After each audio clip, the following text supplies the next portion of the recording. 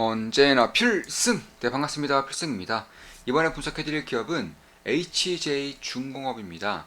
자, 최근에 조선주에 대한 관심이 상당히 커지고 있습니다. 저는 예전부터 조선의 슈퍼사이클을 말씀드려왔었고, 이번 슈퍼사이클은 상당히 길 거라고 말씀드렸어요.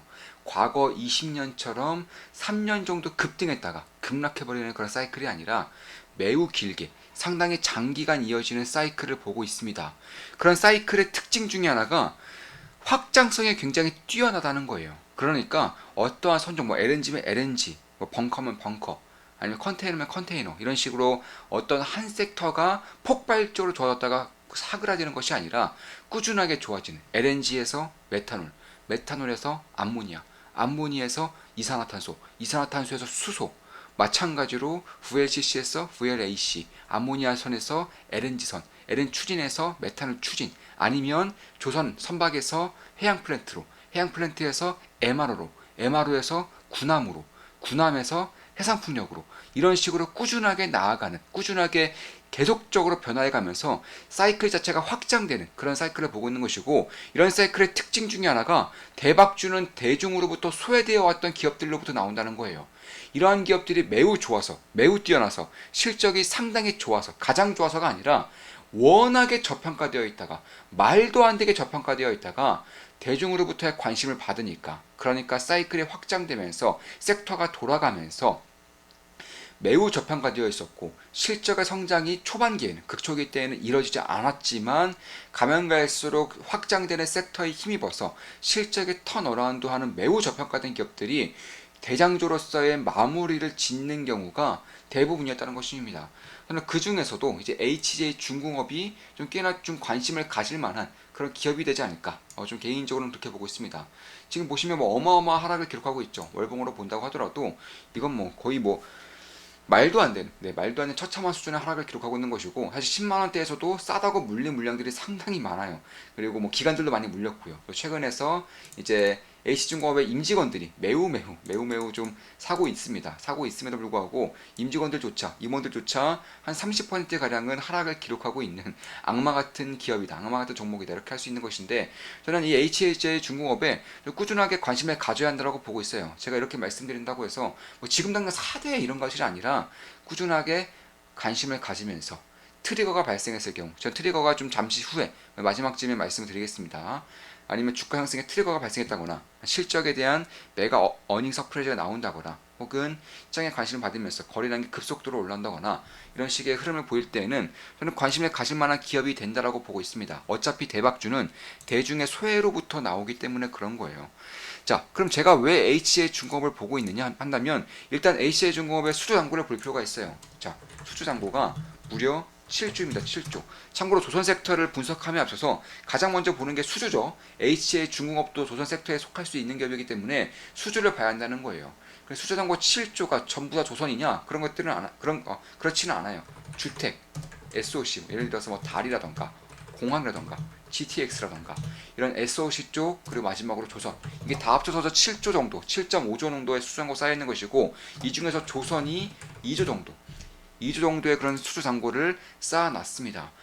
다만 봤을 때 그런 시가총액이 수주잔고 2조 정도 되기 때문에, 다른 조선사들이 만약에 2조 정도의 수주잔고가 있다, 그럼 1조 정도의 그런 시가총액을 충분히 형성이 되어 있을 거예요. 이런 HJ중공업도 한 1조 가량은 되겠네. 건설은 빼고, 건설은 아직 안 좋으니까 빼고, 조선만 봤을 때 수구자산과 2조 원이기 때문에 그 시가총액의 절반인 1조 정도의 시가총액이 형성되어 있지 않을까, 이렇게 생각할 수 있겠지만, 자, 한번 볼게요. 시가총액은 2,800억입니다. 자, 조선 수주만 2조가 넘어요. 조선과 건설 합치면 7조가 넘습니다. 그런데 시가총액은 2,800억이에요. 그리고 실적 같은 경우, 분기 실적 같은 경우는 10년 내에 역대급 실적이 나왔습니다. 1분기, 한 분기 만에 100억 이상의 돈을 벌어들였고, 당기순이익도 141억 원이에요. 여기서 만약에 이런 사이클이 돌아오면서, 그러니까 조선과 건설 사이클, 최근에 건설주들도 상당히 좋아요. 지금 보시면 GS건설이라던가 뭐 이런 기업들은 상당히 좋죠. 뭐 DL, ENC 마찬가지로 꽤나 견고한 흐름을 보이고 있고, 현대건설, 삼성, ENA, 삼성 엔지니어링, 이런 것들도 봤을 때는 결국 사이클이 상당히 좀 좋게 나타나고 있다는 것입니다. 삼성 EN에도 마찬가지고요. 그래서 건설 같은 경우도 금리 인하에 대한 그런 것들을 어느 정도를 좀 반영을 하고 있는 것이고, HD현대 산업개발 같은 경우는 뭐 이미 2배 정도의 그런 주가 상승률을 보이고 있어요. 자, 건설도 특징이 있죠. 기존에 잘했었던 현대건설, 뭐 DLNC 이런 기업들보다는 GS건설, HDC 현대 산업개발 이런 기업들의 주가 상승도가 훨씬 더 커요. 왜 그러느냐? 그만큼 저평가되어 있었기 때문에. 매우 저평가되어 있다가, 다른 기업들에 비해서 상당히 저평가되어 있다가 이제 시장에 돌면서 시장의 수급적인 모멘텀이 나타나면서 실적이 가장 좋은 기업들은 아니지만, 실적의 성장폭이 가장 좋은 기업들은 아니지만, 그럼에도 너무 저평가되어 있어서, 말도 안 되게 저평가되어 있어서 그저 수급발로 2배 정도 혹은 그 섹터 내에서의 대장주 역할을 하게 된 것인데, 저는 HC중공업도 이런 흐름을 기대해볼 만한 사이클이 이제는 조금씩 돌아오고 있다고 보고 있어요. 자, 시가총액이 2,800억이고 분기 실적에 100억 이상 나오고 있어요. 그리고 앞으로도 최소 100억 이상 나올 거라고 보고 있습니다. 왜냐하면 조선 사이클에 대한 흐름이 돌고 있고, 2022년부터 수주했던 것들은 흑자 전환, 그러니까 흑자가 될 수 있는 수주이기 때문에 여기서 2조 정도의 만약에 수주 잔고에서 약 5% 정도의 실적만 낸다고 하더라도 말도 안 되는 수준의 저평가라고 보여질 수 있는 기업이 바로 HJ중공업이다라는 거.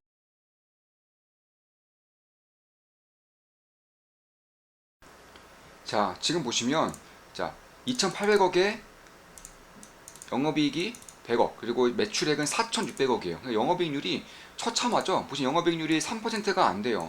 근데 이런 기업들의 특징이 영업이익률이 얼마 안 되기 때문에 사양산업이다, 매력적이지 않은 섹터다, 이렇게 보실 수가 있겠지만, 만약에 턴어라운드가 진행이 되면서 조선의 슈퍼사이클에 타게 되면서 영업이익률이 2.5%가 아니라 5% 가까이 올라온다면, 그리고 매출액이 4,600억이 아니라 과거 실적 기준인 7천억 이상으로 올라가게 된다면, 과연 이 HJ중공업의 실적이 얼마나 지킬 것인지, 그에 따라서 시가총액이 어디까지 올라갈 수 있을 것인지를 계산해 볼 필요가 있다라는 것입니다. 만약에 매출액이 7천억, 그리고 영업이익률이 5% 정도만 올라간다고 하더라도 일단 350억 정도의 실적은 찍히게 되어 있어요. 이게 연간 실적이 아닙니다. 분기 실적으로 350억을 찍힐 수 있다라는 거예요. 여기서 그건 4분기 곱하기 4를 하게 될 경우에는 결국 최소한도로 봤을 때에도 한 1,400억 이상은 찍힐 가능성이 높다라는 것인데, 지금 보시면 시가총액이 얼마라고요? 2,800억 정도. 그러니까 조선 사이클에 엮이면서 다른 조선주들 기준으로는, 현재 기준으로 PR이 뭐 전부 다 10이 넘죠. 뭐 10에서 20 사이로 왔다 갔다 하는데, 이 기업 같은 경우는 여전히 PR 기준으로 1분기 정도의 실적만 나온다고 하더라도 대략적으로 한 6 정도의 PR을 가지고 있는 것인데, 다른 조선사에 비해서는 절반밖에 안 되는 밸류에이션을 가지고 있다. 여기서 만약에 조선사들에 대한 그런 시장 수급이 다른 중소형 조선사들로 쏠리면서, 아니면 건설에 대한 사이클에 돌게 되면서 건설도 실질적으로 돈을 벌 수도 있게 되는 금리 인하 사이클을 타게 될 경우에는 상당한 관심을 가질 수 있는 시기가 다가올 수 있다고 저는 개인적으로 보고 있는 겁니다. 그래서 그런 것들을 봤을 때에도 일단 지난 10년 내에 가장 큰 실적을 냈어요. 올해 2분기에도 1분기 정도의 실적을 낸다면, 그 이상의 실적을 낸다면 완연한 턴어라운드를 관심을 가지고 지켜봐야 하는 것이고요. 현재 HJ중공업은 중소형 조선사입니다. 불과 15년 전만 하더라도 부산에서 수출 1등을 찍었던 기업이에요. 부산 내에서 수출 1등 찍었던 기업이 어디냐? 네, HJ중공업이었어요. 한진중공업이었습니다. 그런데 조선의 하향 사이클을 타면서 이 정도까지 온 것이고, 다만 2022년부터 본격적인 조선 수주를 받고 있고요. 이미 올해 연속으로 수주를 1조 원 이상 쌓아놨기 때문에 조선만 1조 원 이상 쌓아놓은 것입니다. 그래서 그런 것들 봤을 때 지금까지는 컨테이너선 위주로, 지금까지는 조선 같은 경우는 컨테이너선 위주의 그런 수주를 받아왔다면은, 이런 것들이 만약에 탱커라던가 벌크선이라던가 LNG선으로 확장되게 된다면, 추가적으로, 참고로 방위사업청도 하고 있습니다. 방위사업청의 수주도 받고 있어요. HJ중공업이 대한민국 최초의 그런 방산 쪽 함정을 만드는 기업이었습니다. 따라서 만약에 국내는 물론이고 해외 방산 수주까지 받게 된다면, 해외 군함 수주까지 받게 된다면, 이건 어마어마한 밸류에이션 리레이팅이 발생할 수 있다. 실적의 퀀텀 점프는 물론이고요, 밸류에이션 리레이팅도 받게 될 수 없다라는 것입니다. 이미 지금까지 경비함이라던가 혹은 지원함이라던가 아니면 고속 경비전, 뭐 공기부양 경기전 이런 것들은 충분히 받아오고 있고 제가 봤을 때에는 만약에 해외까지 엮이게 될 경우에는 시장의 관심을 순식간에 받을 수 있는 그런 모멘텀을 가지고 있는 만큼 저는 꾸준히 관심 갖고 지켜봐야 한다고 보고 있어요. 물론 저 같은 경우는 HC중공업은 투자하고 있지 않아요. 지켜보고 있는 것이고 당연히 우리 멤버분들께는 실시간으로 매수 매도 내역을 알려드리기 때문에 제가 만약에 HC중공업을 매수하게 된다면 실시간으로 말씀드릴 것이고 한 달에 24,000원밖에 안 합니다. 주식 투자를 제대로 배우고 제대로 해보고 싶으신 분들은 좋은 마켓 뿜더기 필슨 사단 멤버로 가입하시면 되겠고요. 필슨 사단 7기 멤버 모집하고 있습니다.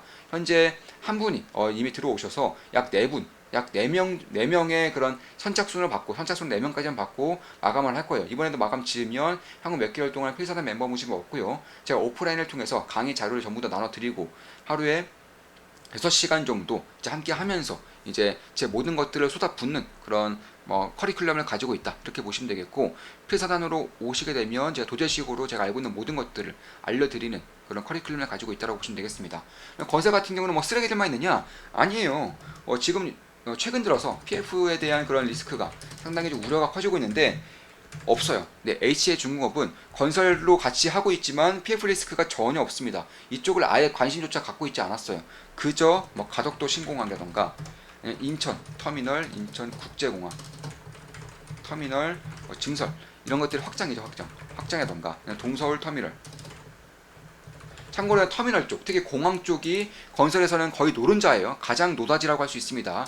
이런 쪽을 위주로 뭐 GTX도 마찬가지고 뭐 주택 사업 이런 것들을 하고 있는데 PF 리스크가 전혀 없어요. 이런 것들을 통틀어서 5수 정도의 수정고가 쌓여 있다는 것이고, 특히 좀 관심 갖고 지킬 만한 것들이 작년 11월부터 11월 이제 중하순부터 임원들의 내부자 매수가 연이어서 나왔습니다. 연이어서 나왔어요. 이건 딱 두 가지 중에 하나예요. 첫 번째로는 회장에 시켰거나, 그러니까 당장 매수해, 당장 우리 회사 주식 매수해 이거나, 아니면 내부적으로 어떤 얘기가 돌아서 자발적으로 임직원들이 매수에 나서게 된 것인데, 둘 중에 어떤 것이든 사실 투자자 입장에서는 딱히 악재라고는 볼 수 없어요. 자, 두 번째 이유, 후자였던 임직원들이 자연스럽게 어떤 내부 정보가 돌아서 매수를 했다. 뭐 당연히 호재죠. 당연히 호재인데, 그럼 왜 그렇게 볼 수가 있느냐 한다면 11월 20일쯤에 해외 방산 관계자가 HC중공업에 갔다 왔어요.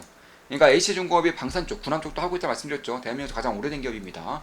근데 해외 관계자가 HC중공업에 갔다 왔습니다. 방문을 했었어요. 그 다음날부터 내부자 매수가 쏟아져 나왔다는 것입니다. 그만큼 좋은 얘기가 오갔다는 것을 알 수 있는 것이고, 다만 만약에 회장이 억지로 시켰다? 그럼 왜 억지로 시키냐가 중요한 것인데, 지금으로서는 별다른 이슈가 없어요. 별다른 이슈가 없기 때문에 뭐 우후지근에 모는 것도 아니고, 돈을 못 벌어서 뭐 월급 대신에 뭐 주식을 주는 것도 아니고, 뭐 스톡옵션을 주는 것도 아니고, 그런 것이기 때문에 결국에는 회장이 판단했을 때 지금 정도면 저가이기 때문에 임직원들에게 적극적으로 권장을 한 거예요. 자, 지금 정도면 우리 주식 저가다. 역사상 최저가이고, 앞으로 조선, 건설 다 좋아질 거고, 금리 인하 될 거고, 컨테이너선 뭐 4척, 6척 받았고, 그런 것들 봤을 때 향후 LNG선까지 터져주게 될 경우에는 실적이 어마무시하게 좋아질 수 있다라고 적극적으로 권장을 한 경우에도 이런 식의 그런 내부자 매수가 연이어서 쏟아지는 것들이 좀 나올 수가 있는 것인데, 제가 봤을 때는 전자일 가능성이 좀 더 높아 보여요. 왜냐하면 해외 관계자가 왔다 가자마자 대략 한 달 이상 동안 꾸준하게 내부자 매수가 나왔기 때문에 그런 것들 봤을 때에는 저는 좀 눈여겨봐야 되는 그런 시그널 중에 하나가 있지 않을까 이렇게 보고 있는 것이고, 내부자들이 좀 보고 있는 것들은 결국 방산 쪽, 해외 방산 쪽을 좀 주로 보고 있지 않는가 개인적으로 이렇게 보고 있습니다. 물론 저 역시나 투자 중이지 않고요. 제 모든 영상은 매수매도 추천 리딩 절대 아닌 거 다들 계시죠? 참고하시면 되겠습니다. 그리고 얼마 전에 이제 조선의 슈퍼사이클에 돌게 되면서 나라에 상당히 유의미한 돈을 벌게 해줄 수 있는 그런 섹터가 되면서 대한민국 정부에서 중소형 조선소에 대한 지원을 해주겠다고 밝히고 있어요. 중소형 조선소에 대한 지원 뭐냐? 결국 금융지원이에요. 금융지원. 자, 조선소 금융지원에 나서겠다라고 밝혔는데, 자, 대형 조선소는 이미 돈을 잘 벌고 있어요. 현대중공업그룹, 하나오션, 아니면 삼성중공업 다 돈을 잘 벌고 있습니다. 굳이 금융지원이 필요 없어요. 금융지원 어디가 필요하느냐? 중소형 조선소 필요하다는 것이고, 여기가 사태가 굉장히 심각했어요. 얼마나 심각했느냐? 불과 지난 사이클까지만 하더라도 30개 이상에 있었던 조선소들이 현재는 4개밖에 없어요. 중소조선사들이 30개 이상에서 현재 4개밖에 안 남았습니다. 그 중에서도 그나마 한 개는 워크아웃이기 때문에 정상적인 영업 활동이 안 돼요. 결국에는 3개 정도밖에 남지 않았다는 것입니다. HC해중공업 그리고 K조선, 대한조선밖에 남지 않았다는 것이고, 대선조선이 있긴 한데 여기는 워크아웃 진행 중입니다. 파산 절차를 밟고 있다는 거예요. 따라서 90% 정도의 그런 조선사가 망했기 때문에 살아남은 자들의 파티가 될 수 있는 것이고, 이런 것들을 지켜주기 위해서 정부에서 조선사들에게 이제 금융 지원을 나서주겠다라고 밝히고 있는 만큼 저는 꽤나 주목할 만한 부분들은 상당히 좀 있겠다라고 보고 있는 것이고, 결국 트리거는 왜 한 가지예요. 트리거는 결국에는 자, 지금까지 건설 수주 잘 받고 있고요. 컨테이너 잘 받고 있어요. 참고로 건설 같은 경우는 이제 1분기 공공건설 수주 1위 차지했습니다. GS건설, DLNC 이런 기업들을 다 제치고, 현대건설 이런 기업들 다 제치고 공공건설 수주 1위를 차지했었고, 그리고 여기서 이제 트리거가 무엇이냐? LNG선 수주해야죠. LNG선 수주했을 경우에는 시장의 관심을 이 기업이 진짜 조선사였었네? 2,700억짜리 조선사가 있었네? 이렇게 볼 수 있는 것입니다. 중소형 조선 기자재 기업들보다 더 시가총액이 작은 그런 조선사가 있다는 것을 시장이 깨닫게 되는 순간 주가가 어떻게 반응할지를 생각해 볼 필요가 있다는 거예요. 두 번째, 해외 방산 수주가 있을 경우에는 역시나 그럼 내수 방산만 하는 줄 알았는데 해외 쪽으로도 수출이 가능하겠구나. 그럼 하나 에어로스페이스가 이렇게 된 이유가 어떻게 됐죠? 자, 하나 에어로스페이스가 지금까지는 국내에서만 활동하다가 이제 해외 건설까지, 해외 수주까지 서져주게 되면서 주가가 어떻게 올랐느냐? 이렇게 올랐죠. 이렇게 거의 10배 이상, 15배 정도 오르고 있는 것이고, 다른 기업들도 마찬가지예요. LIG 넥스원 마찬가지로 국내 위주의 기업이었다가 해외까지 터지니까 이렇게 오르고 있는 거죠. 역시 한 10배 가까이 주가가 상승을 했었고요. 마찬가지로 H중공업도 지금까지는 국내 군함, 국내 방산에만 이제 속해 있었다가 해외까지 수출을 진행하게 될 경우에는 긴 시간 동안 꽤나 큰 수혜를 볼 수 있다는 점에서, 만약에 LNG선의 수주가 된다거나 해외 방산 수주가 된다거나 아니면 올해 2분기나 늦어도 내년 1분기 정도, 내년 1분기 즈음에는 실적에 대한 메가 서프라이즈가 터질 가능성이 높습니다. 왜냐하면 흑자, 그러니까 고가 수주했던 선가들이 이제는 실적으로 찍힐 때가 내년부터는 발생할 것이기 때문에 그런 것인데, 조선의 특성상 실적 서프라이즈가 터지면 매우 크게 터져요. 매우 크게 오랫동안 터진다는 점에서 내년부터는 반드시 지켜봐야 한다라고 보고 있는 것이고, 그 전에 만약에 실적에 대한 메가 서프라이즈가 터질 경우에도 역시나 관심을 가질만 하다 이렇게 보고 있는 것입니다. 그리고 마지막으로는 이게 항만 크레인이 상당히 좀 관심을 받고 있어요. 자, 미국에서 중국산 항만 크레인을 전부 다 교체시키겠다.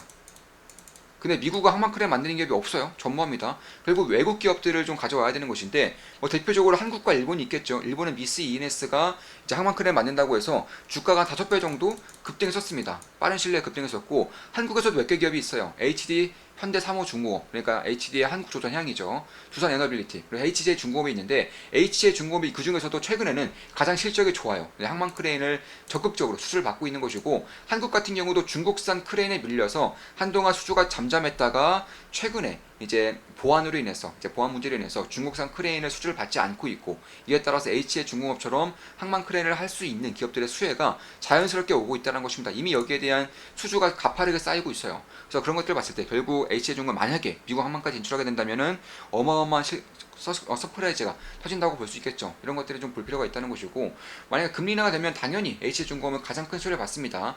부채 비율도 상당히 크고요. 그리고 건설과 조선을 동시에 영위하고 있기 때문에 건설, 조선 전부 다 금리 인하 사이클에서 가장 수혜를 받을 수 있는 그런 섹터이기 때문에 그런 것들도 좀 주목할 부분이 분명히 있다고 보고 있는 거예요. 물론 제 모든 영상은 매수매도 추천 리딩 아닌 거 다들 계시죠? 참고하시면 되겠습니다.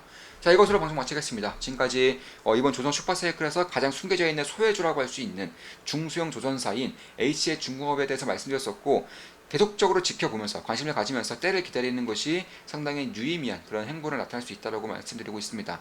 자, 방송 마치겠습니다. 필사단 멤버 이제 모집을 하고 있고, 필승사단 7기 멤버 모집하고 있습니다. 선착순 4명 받고 마감 짓겠습니다. 필승 구독, 알림 설정, 좋아요는 여러분들께 돈이 됩니다. 필승!